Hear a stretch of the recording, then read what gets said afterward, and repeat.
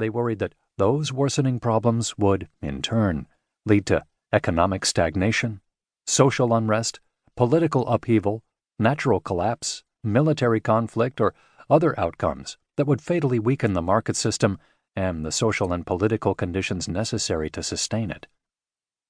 This dynamic is shown in Figure 4-8. Because of the serious and far-reaching consequences of neglecting these 11 problems, we called them threats or potential disruptors. As participants in our forums discussed these disruptors and the interrelationships among them, we noted a recurring reaction. As one of the leaders put it, "We've thought about every one of these problems before, but we never thought about all of them on the same day before.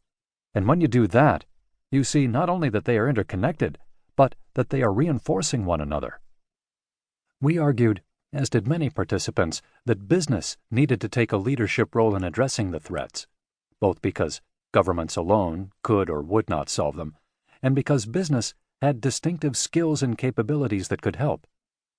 We argued further that companies could do so in ways that made strategic sense and could enhance their own growth and future profitability. In this revised edition, we develop this argument further and offer additional examples of private sector leadership. Like the earlier examples, the new ones describe companies that are introducing new business models, driving industry collaboration, and mobilizing cross-sector coalitions that help mitigate various problems or otherwise strengthen the market system. Our vision of business leadership has challenged received wisdom and conventional economic thinking about the role of business. And in the previous edition of the book, and this one, we have addressed what we know to be the standard objections. We hope that the line of thinking we put forth here will draw more business leaders into the debate and encourage them to take up the challenge of transitioning to a more sustainable form of capitalism. Capitalism at even greater risk. Over the past decade, we have continued to study the issues identified in our earlier work and to write case studies about business leaders and companies' efforts to address them.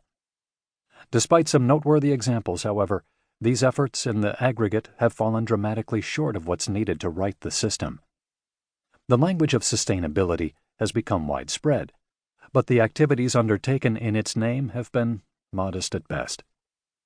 While the CEOs of leading institutional investors such as BlackRock and Vanguard have called on companies to pay more attention to the macro challenges facing society, capital market pressures to produce predictable quarterly returns have kept many boards and management teams focused on short-term financial results, crowding out discussion and planning for larger, longer-term issues.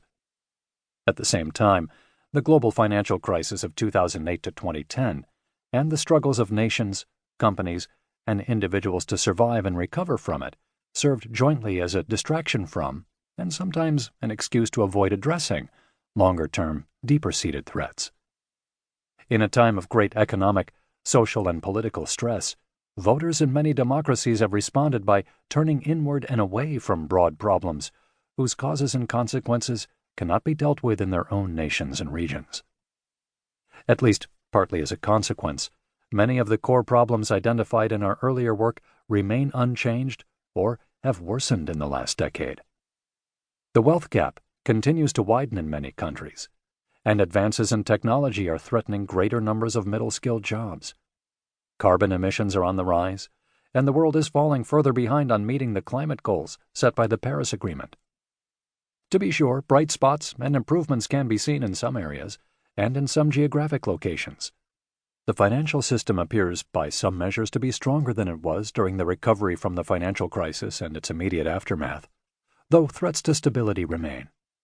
And a number of developing countries have seen improvements in living standards and education.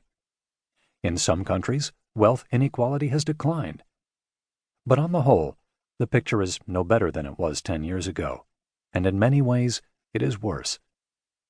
Indeed, to our original list of 11 threats, we now must add a 12th, a cluster of problems associated with advances in digital technology, problems such as cyber attacks, the speed of misinformation through social media, and the displacement of workers through automation, robotics, and new uses of artificial intelligence.